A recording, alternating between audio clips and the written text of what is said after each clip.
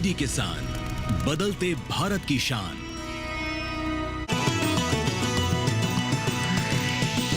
DD किसान, बदलते भारत की शान।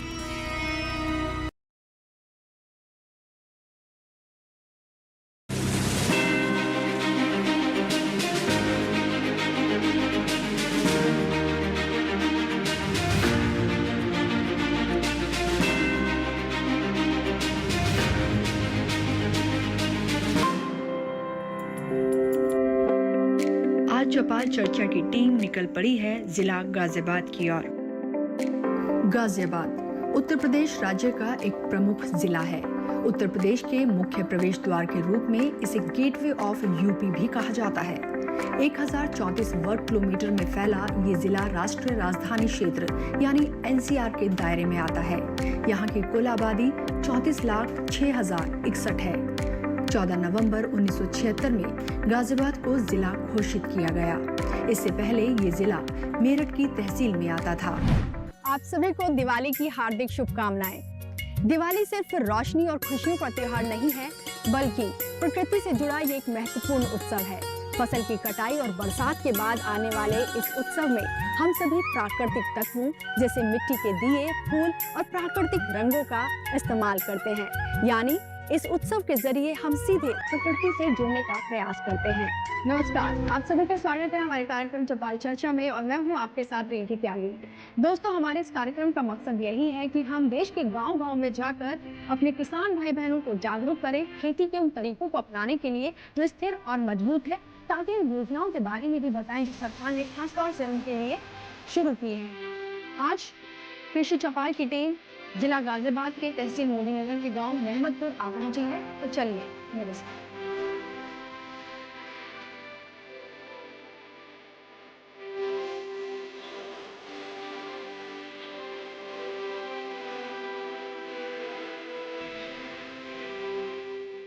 तो हमारी चौपाल यहाँ पर लग चुकी है और हम सभी चर्चा के लिए तैयार हैं। आप सभी को नमस्कार और आप सभी का स्वागत है चौपाल चर्चा में। इससे पहले कि मैं आज की चर्चा को शुरू करूं, उससे पहले बता देती हूँ आज का हमारा विषय है प्राकृतिक खेती। प्राकृतिक खेती क्या होती है, सबसे पहले डालते हैं एक नजर।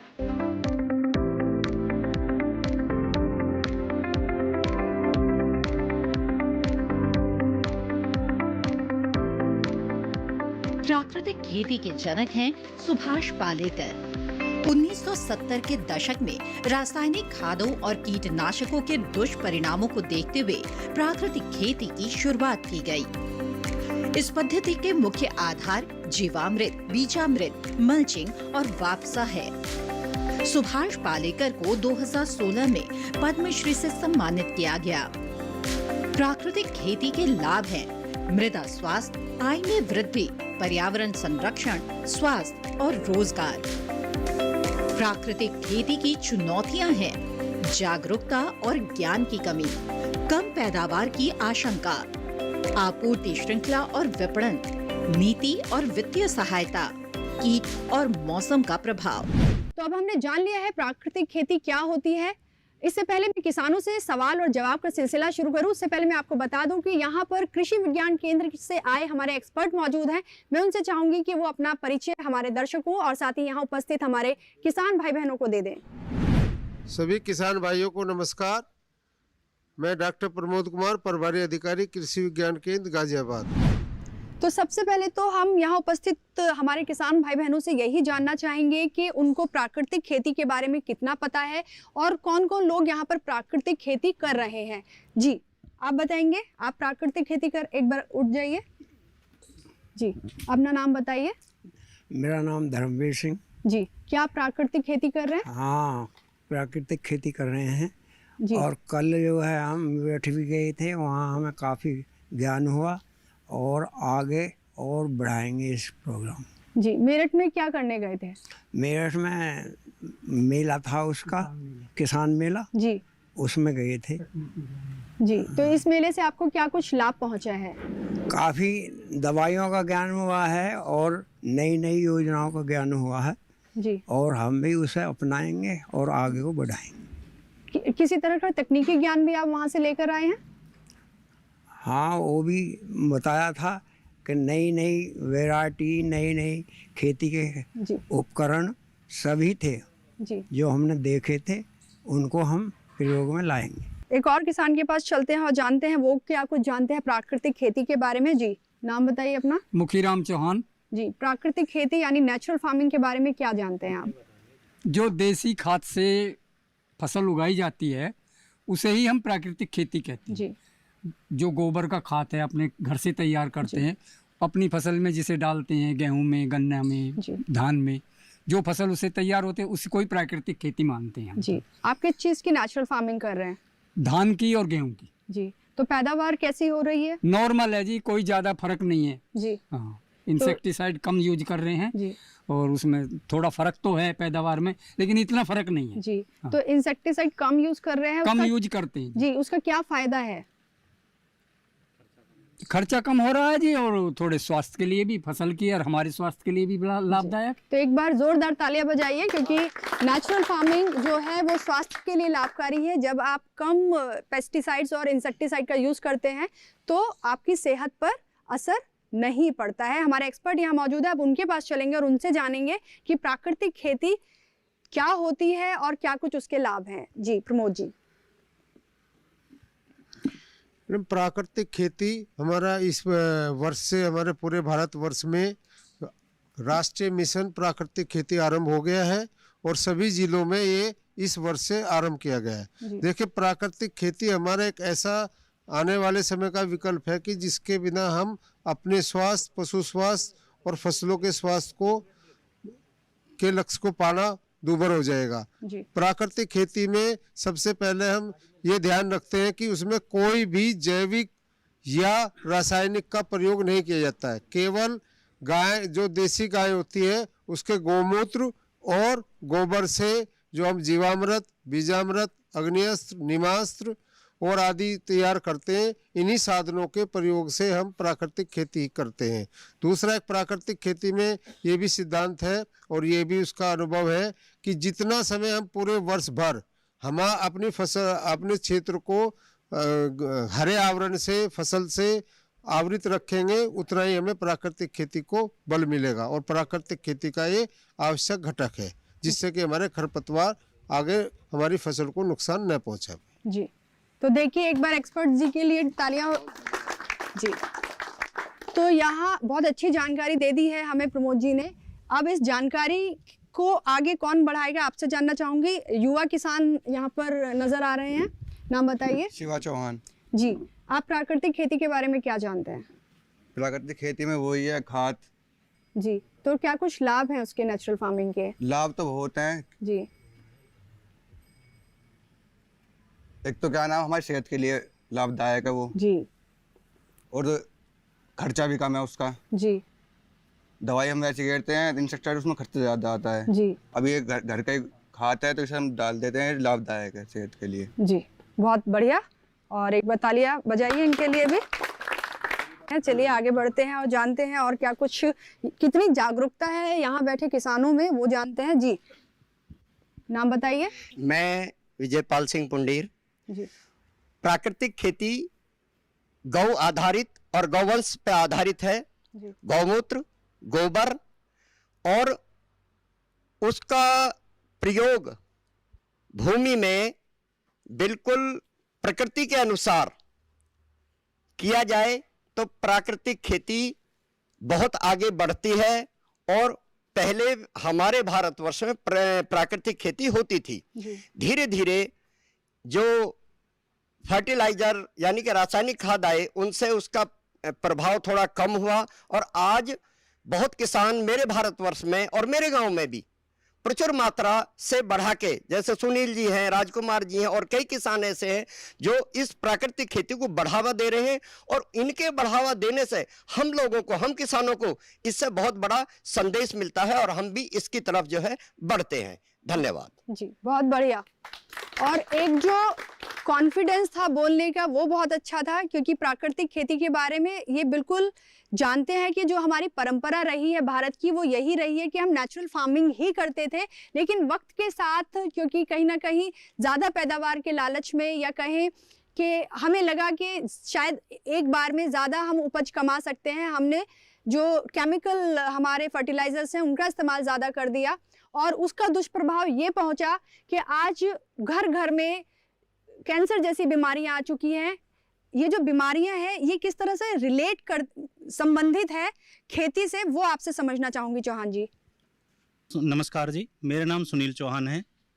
और ये जो बीमारियां आज कैंसर वगैरह ये बढ़ रहे हैं, तो ये सबसे पहला हम केमिकल जो यूज करते थे तो केमिकल से हुआ है। हर्बिसाइड सबसे बड़ा कारक है कैंसर का, जिसको किसान बहुत ज़्यादा यूज करते हैं आजकल कि खरपतवार जो जहाँ भी हुआ तो तुरंत हर्बिसाइड लगाते हैं। पहले पानी की नालियाँ भी साफ़ करते थे, हाथ से होती थी, लेकिन उसमें भी हर्बिसाइड यूज होने लगा। वो सबसे बड़ा कारक कैंसर का है। तो बीमारियाँ वहीं से हमारे केमिकल से आई हैं। और जो परंपरागत खेती आज हम जिस खेती को करते हैं फर्टिलाइजर वाली, इसे परंपरागत बोलते हैं, लेकिन भारत के लिए ये परंपरागत नहीं है। परंपरागत हमारी प्राकृतिक ही खेती थी, जिसको आज चाहे सरकार करे या हम कोई भी हम लग रहे हैं, अभी स्टार्टिंग की है हमने, लेकिन हमारे जो बुजुर्ग थे वो पहले से ही करते थे इस चीज़ को। तो अगर हम प्राकृतिक करेंगे तो ये बीमारियां भी हमारी कम होंगी, हमारी जो मृदा भूमि है उसका भी हमारा स्वास्थ्य सुधरेगा और इसमें हमें बहुत कुछ फायदा खुद भी हमें होना है और आर्थिक लाभ भी काफ़ी रहेगा इसमें। बहुत अच्छी जानकारी। एक बार फिर से एक्सपर्ट के पास जाऊंगी और जानना चाहूंगी कि जो अभी रोजमर्रा में हम देखते हैं कि बहुत सारी बीमारियां जो शायद हमने पहले कभी सुनी भी नहीं थी, वो इन दिनों सुनने में आती है, तो उसका कितना संबंध है हमारे खान पान से? जी प्रमोद जी। देखिए मैडम, जो हमारे पिछले हरित क्रांति का हमारा सकारात्मक प्रभाव भी रहे, लेकिन उसके नकारात्मक भी रहे हैं, क्योंकि ये रासायनिक पर आधारित हमारी हरित क्रांति की से खेती जन्मी थी। और इस वर्ष हम अगर ये आकलन किया जाए पिछले 10 वर्षों के आंकड़ों के आधार पर, तो हमारे जो भी कैंसर रोगी हों, चाहे हमारे आर्सेनिक से जुड़े हुए या त्वचा रोगी हों, उनका कहीं ना कहीं इफेक्ट हमारे फसलों के अवशेषों के माध्यम से आ रहा है। और हमें इनको रोकना है, नहीं तो हमारी आने वाली पीढ़ी कोई भी स्वास्थ्य के प्रति सुरक्षित नहीं रह पाएगी। तो इसी को मद्देनजर रखते हुए हम भारत सरकार के प्राकृतिक खेती मिशन को आगे बढ़ा रहे हैं और हम आरंभ में हम अपने यहाँ भी प्राकृतिक खेती का प्रशिक्षण आयोजित करते हैं। फिर उसमें हम जो फार्मर्स हैं उनको मास्टर ट्रेनर यूज करते हैं और उन्हीं के यहाँ कोई ना कोई एक प्राकृतिक खेती का मॉडल तैयार करवाते हैं, जिससे कि और किसान भाई उनको देखकर जागरूक हो सके, उनका प्रसार हो सके।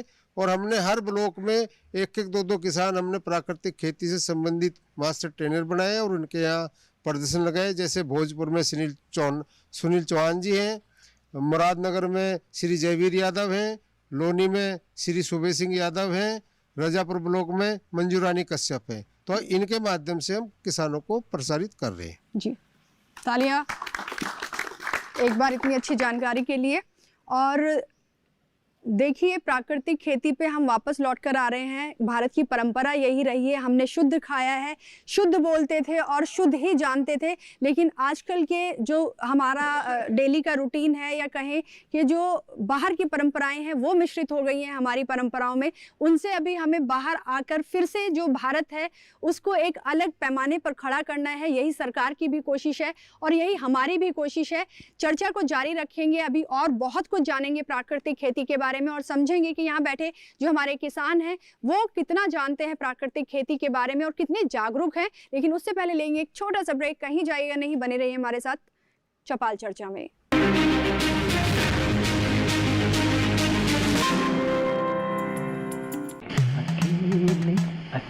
अरे वाह भैया, अकेले अकेले।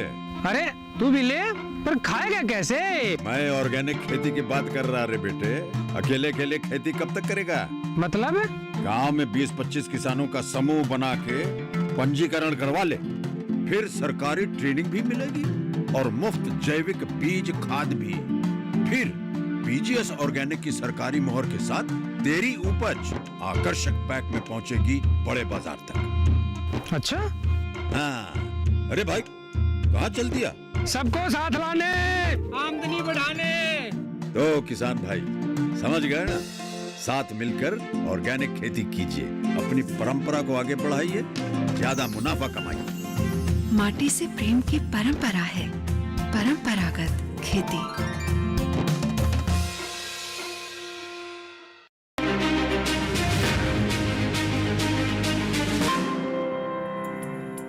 ब्रेक के बाद एक बार फिर आप सभी का स्वागत है हमारे कार्यक्रम चौपाल चर्चा में। और आज का हमारा विषय है प्राकृतिक खेती यानी नेचुरल फार्मिंग। यहाँ उपस्थित किसान हैं, हम उनसे जानना चाह रहे हैं कि वो लोग कितना जानते हैं प्राकृतिक खेती के बारे में, कितने जागरूक हैं। तो यहाँ पर एक और किसान है मेरे साथ, उनसे पूछते हैं। मेरा नाम राजकुमार है जी। और हम खेती करते हैं गन्ने की, गौमूत्र के से खाद बनाते हैं, गोबर से, उससे जैविक वगैरह नहीं डालते, जितना भी देसी ज़्यादा डालते हैं उतना ही हमें लाभ होता है उससे। जी, क्या कुछ लाभ हो रहा है वो भी जानना चाहेंगे। लाभ यही हो रहा है कि इससे हमारी कुछ बीमारियां घटेंगी। अब लोगों ने पशु भी रखना बंद कर दिए हैं जी, उससे हमें ज़्यादा जैविक खाद नहीं मिल पा रहा, इस वजह से हम शुक्र बना रहे हैं। जी, बहुत बढ़िया, एक बार तालियां हो जाए। और एक बार फिर से मैं इधर आऊँगी और जानना चाहूँगी कि जो खाद तैयार होता है गौमूत्र से या जो गाय का गोबर है उससे, वो क्या कुछ है और कैसे तैयार किया जा सकता है। जो जीवामृत या घन जीवामृत या बीजामृत हैं, ये सभी हम केवीके के माध्यम से कैसे कैसे तैयार होना करते हैं, उनसे तकनीकी सहयोग मिलता है।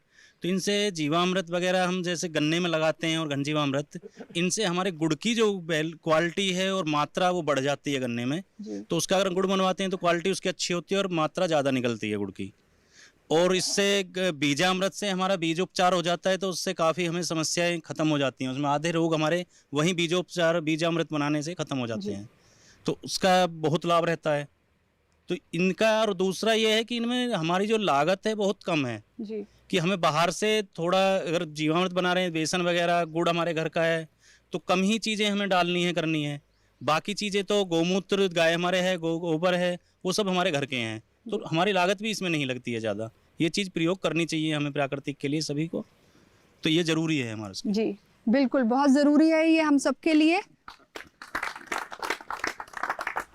यहाँ पर हम वापस इनके पास जाएंगे और आप भी क्योंकि प्राकृतिक खेती कर रही हैं तो किस तरह से एक बार खड़े हो जाइए, किस तरह से आप कर रही हैं वो मैं चाहूँगी आप यहाँ बैठे किसानों को बताइए। ये तो मैंने केवीके से ट्रेनिंग ली थी और वहाँ पे मैंने सीखा था कि बीजामृत कैसे बनाते हैं, घन जीवामृत कैसे बनाते हैं, और ब्रह्मास्त्र होता है जो कि हम यूज़ करते हैं पेस्टिसाइड की जगह पे, कि कैसे कीड़ों को हटाना है। आग्नेयास्त्र से बनता है, उसमें बहुत सारी, जैसे नीम की पत्ती से नीमास्त्र बन जाता है।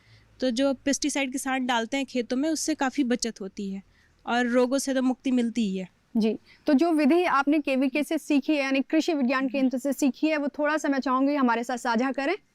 जैसे नीमास्त्र बनाने के लिए नीम के पत्ते, गौमूत्र और उसमें 2 किलो गोबर ये डाल के 2 दिन तक लिए उसे फर्मेंटेट करते हैं और फिर उसे फिल्टर करके पानी में मिक्स करके छिड़काव करते हैं। जी, दूसरा आपने बताया बीजामृत और जीवामृत है, घन जीवामृत। जीवामृत बनाने का प्रोसीजर है कि 200 लीटर का ड्रम होता है, उसमें 10 से 15 किलो गोबर और गौमूत्र लेते हैं 10 लीटर तक, बेसन 2 किलो गुड़ जाता है और 1 किलो मिट्टी जाती है जी।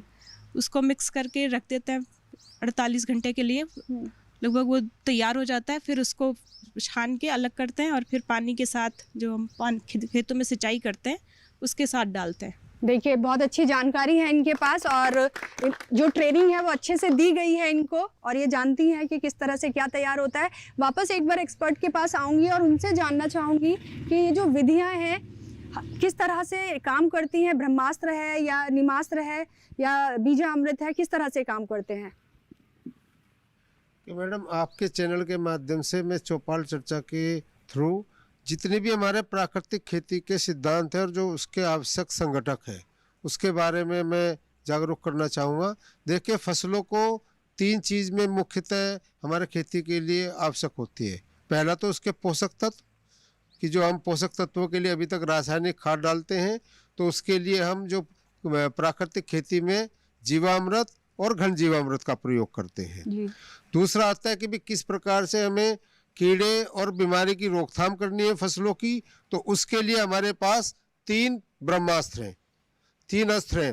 पहला है हमारा आग्नेयास्त्र, जिससे कि हमें जो भी खड़ी फसल में हमारे कीड़े लगते हैं तो उसकी हमें उससे आग्नेयास्त्र के छिड़काव से वो दूर हो जाती है। दूसरा है ब्रह्मास्त्र, जितने भी हमारे फफूंदीनाशी हैं या और रोग हैं या और छोटे छोटे कीड़े हैं, उनकी जो है हमारी ब्रह्मास्त्र से उनका नियंत्रण हो जाता है। तीसरा है कि हम बीज बोने से पहले उपचारित करें, चूँकि कुछ रोग जो है हमारे बीज से जनित होते हैं और वो अगर एक बार बीजोड़ रोग आ गया तो उसका कोई भी रोकथाम खड़ी फसल में नहीं हो सकती है। तो उसके लिए हम बीजामृत तैयार करते हैं। तो बीजामृत से हम उसका बीज उपचार करने के बाद उसको बुआई करते हैं। तीसरा है कि हमारे जो देसी गाय का है उसका मट्ठा बच जाता है तो उसको हम किण्वीकृत फर्मेंटेड करके और उसका भी स्प्रे करते हैं, जिससे कि हमारी कीड़े बीमारी की रोकथाम हो जाती है। तीसरा निमास्त्र है कि हम निमास्त्र के नीम के पत्ते और गौमूत्र और गोबर के घोल से तैयार करके उसका भी रिप्लेंट के तौर पे, जिससे कि हमारे कीड़े भागे, मरे नहीं, केवल भगाया जाता है। देखिए प्राकृतिक खेती में कोई भी सिद्धांत ये नहीं कहता कि हमें कीड़े या बीमारी या उनको मारना है। रोग जनकों को मारना नहीं, उनका नियंत्रण करना है, जिससे कि वो फसल पे आई ना। जी, जानकारी अच्छी लगी हो तो एक बार तालियां हो जाए।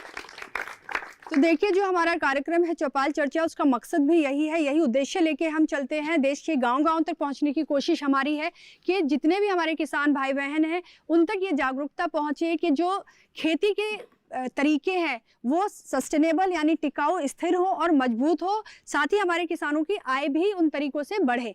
तो अब हम आगे चलते हैं और बैठे हैं यहाँ पर, इनसे जानना चाहेंगे। मेरा नाम सुरेंद्र सिंह चौहान है। मैं ये हमारा भारत में 80% लोग खेती करते हैं जी, जो कि अब रासायनिक खेती छोड़ के जैविक खेती पे ज़्यादा अग्रसर हो रहे हैं।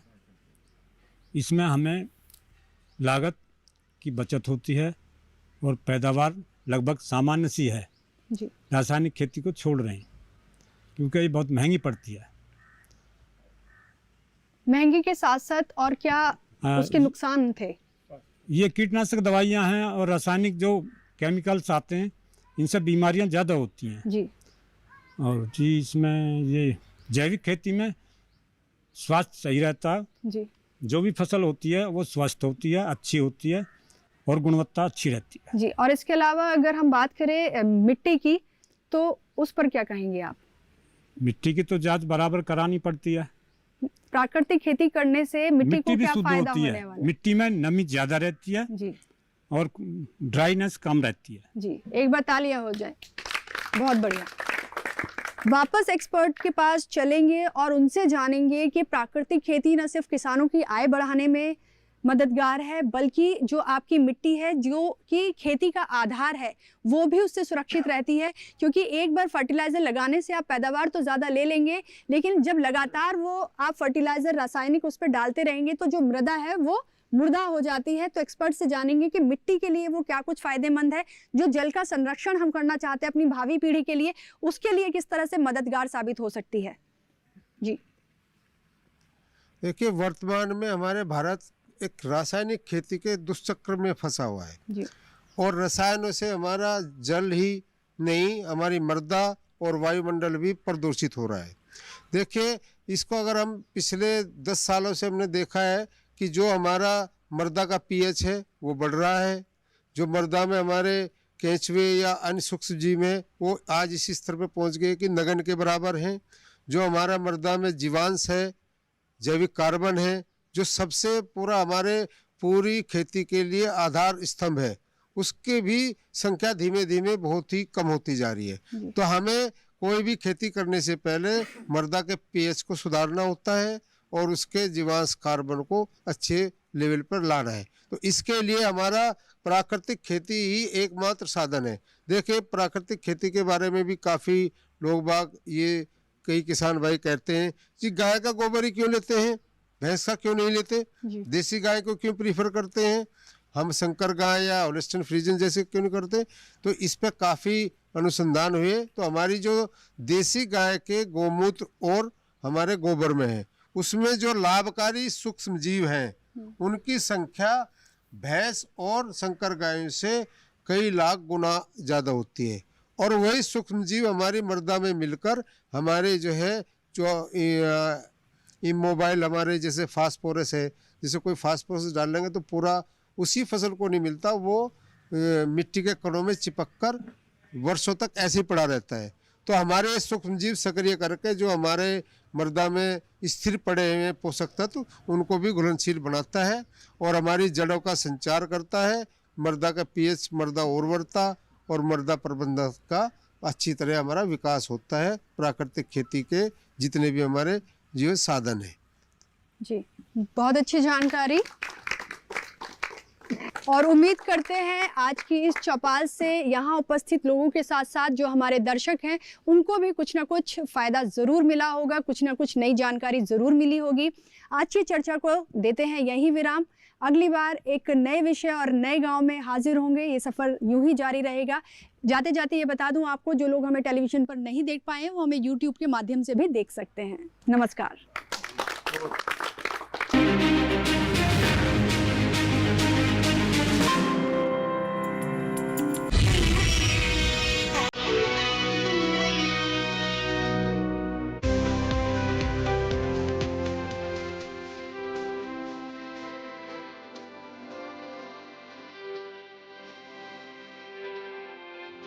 आज का हमारा विषय है प्राकृतिक खेती।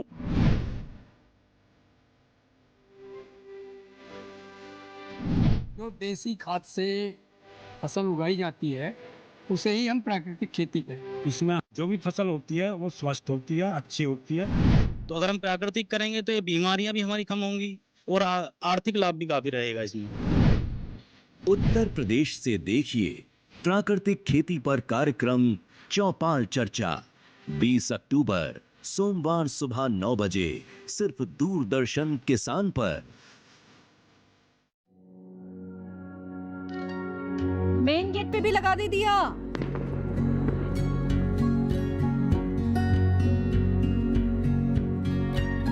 हाँ बोल माँ, यू सारी lights full on Diwali vibe. हाँ, इतना प्रिटी लग रहा है। सब बहुत याद कर रहे हैं तुझे, पर तू है कि अपने काम में ही खोई हुई है। तुझे आज यहाँ होना चाहिए था। आई मिस यू टू माँ। और वैसे भी यहाँ पूरी दिवाली की सफाई मुझे अकेले करनी पड़ती है। अच्छा तू तो मेरा बड़ा हाथ बटाती थी। उल्टा तुझे छोड़कर अगर 2 मिनट के लिए भी मुझे किचन में जाना होता था ना तो पूरा घर तू सर पर उठा लेती थी। वो कौन सा शो था तेरा? फौजी।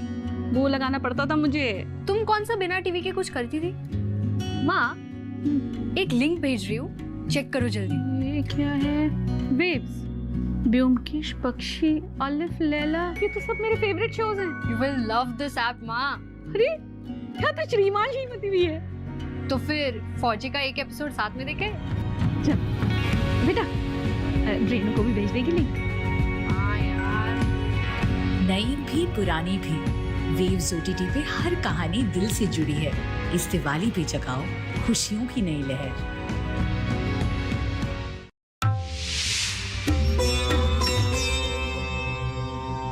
डीडी किसान ने कर ली है तैयारी। यहाँ मिलेगी पशुपालन की हर एक जानकारी, घर आंगन से लेकर व्यवसायिक फार्म तक, मुर्गी पालन से लेकर रेगिस्तान के जहाज तक। बीमारियों से पशुपालक बिल्कुल ना हो परेशान। विशेषज्ञ करेंगे आपकी समस्या का समाधान। देखिए अपना पशु चिकित्सक हर रविवार शाम 6:30 बजे दूरदर्शन किसान पर।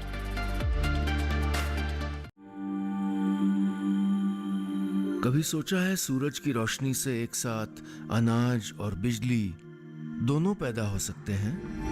जब मैंने ये कार्य शुरू किया था तो इसलिए नहीं किया था कि मुझे भी नहीं मालूम था कि ये किसी दिन देश का सबसे बड़ा एग्रीवोल्टाइक बन जाएगा। मिलिए आनंद जैन से। IIT रुड़की से एमटेक करने के बाद भी इन्होंने अपने खेत और मिट्टी से रिश्ता नहीं तोड़ा। भारत के गांव बहुत कुछ सिखा रहे हैं हमें। जिंदगी को जीने का तरीका, जिंदगी को बेहतर बनाने का तरीका। देखिए गांव से विद नीलेश मिश्रा, सिर्फ दूरदर्शन पर। सोमवार से शुक्रवार शाम 6 बजे DD नेशनल पर।